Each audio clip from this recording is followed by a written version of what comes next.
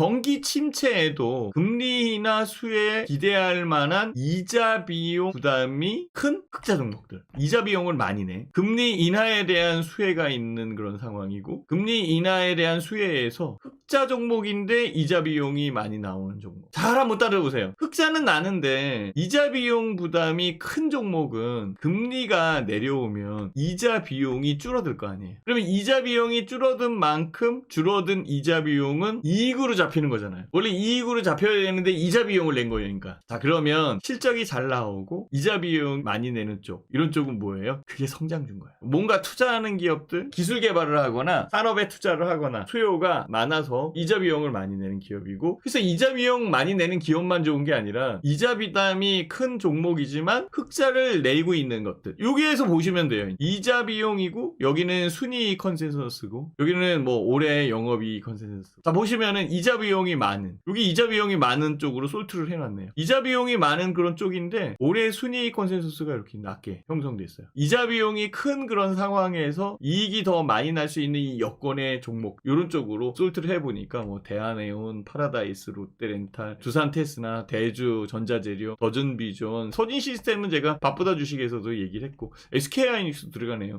대한항공도 당연히 들어가지, 그죠? 이자 많이 내잖아요. 이런 식으로 종목을 특정해서 들어가는 것들이 꽤 있는 상황으로 파악이 됩니다. 설마 신만전자 다시는 못 보는 거 아닐까? 실적 발표를 앞두고 목표가 뚝뚝뚝뚝 떨어뜨리고 있는 그런 상황이에요. 목표가 줄하향 한 달 새에 19건이 나왔고요. 8일날 3분기 실적 발표 컨센서스 시장에 대한 전망치가 하회 전망이다. 물탈 돈 없는데 7층 7만원대에 진입, 7만원대에 진입할까? 10만원 이거 못 가는 거 아니야? 이렇게 지금 삼성전자를 본다는 거죠. 그래서 삼성전자를 이렇게 보면은 어떻게 만들어져요? 주가 자체적인 부분에서는 2700, 2800 막 올라가야 되는데 2640을 전망하는 거예요. 제가 말씀드렸잖아요. 실질적으로 2650포인트 요 부분을 넘어야 되는, 이 포인트를 넘지 못하게끔 지금 나와 있잖아요. 전환도에 대한 부분을 명확히 보고 계산을 한 것 같아요. 제가 보기에 하단 범위를 2500포인트로 만들어 놨으니까 2569, 여기에서 2500은 69포인트 마이너스 나오는 거잖아요. 그리고 여기에서 2640이니까 제가 한 110포인트 이렇게.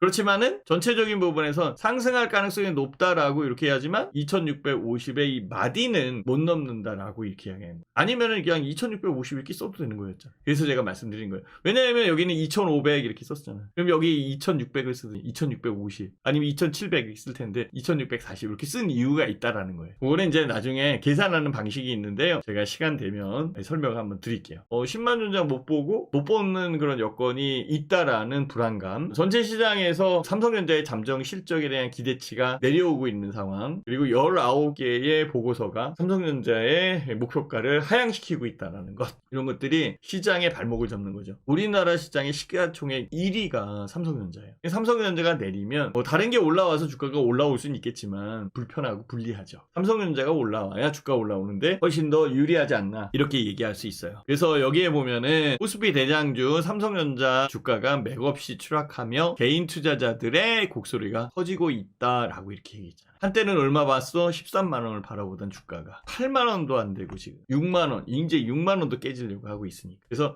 전체 이번 주 시장에 대한 분위기, 미국 시장은 좋지만은 우리나라 시장의 분위기를 봐야 된다. 그럼 우리는 어디에 투자를 해야 되겠냐? 다른 쪽 좋은 데는 있을까? 이런 것도 생각을 해봐야죠. 그래서 찾아보니까 자금이 들어가는 것은 결국은 중국인 거야. 외국인 자금 들어오는 거 봐봐라. 경기 회복에 대한 기대감을 키우고 있는 중국은 지준율을 50bp를 내린 거잖아요. 우리나라 뭐가 있어요? 한국은행의 금통위가 있지. 한국은행 금통위가 금리를 내린다라고 한다면 경기 회복에 대한 기대감과 부양책에 대한 여건들이 함께 작용할 수도 있는 거예요. 근데 뉘앙스는 어떻게 나와요? 뉴스를 보거나 기사를 찾아서 본 사람들도 있을 거예요. 우리나라 같은 경우에는 10월 달에 금리가 인하되는 게 아니라 11월 달에 금리가 인하될 수도 있다라는 그런 내용들의 뉴스가 많이 나와요. 그래서 제가 그거를 지난주인가 지지난주에 계속 언급을 해드렸었거든요. 그때 그러면서 저는 10월 달에 내리는 게 참 좋을 것 같은데, 그리고 10월 달에 내릴 수도 있는 거잖아. 뉴스가 그렇게 나온 거지 아직 결정이 되어 있는 상황도 아니고 이번 주 금요일 날 결정할 텐데, 그러니까 비교되는 거죠. 외국인 자금들이 들어오는 것, 그거는 중국으로 들어가는 거고 우리나라는 빠져나가는 거. 사실은 외국 자금이 빠져나가지 않게 하기 위해서는 미국과 우리나라의 금리의 역전 차 이거를 해소해야 되는 그런 상황인데요. 그러려면은 금리를 오히려 올려야지. 근데 그건 아니잖아요. 우리가 금리가 역전되어 있는 상황에서도 잘 견디고 있었던 상태였고 현재의 상황이 그대로 유지가 된다라고 한다면 오히려 금리를 인하함으로 해서 경기를 부양시킬 수 있고 자금이 증시로 유입되게끔 만들어갈 수도 있는 증시 정책적 부분이 있는 거니까. 어쨌든 현재의 상황에서 중국으로 자금이 빠져나가는 건 맞는 것 같아요.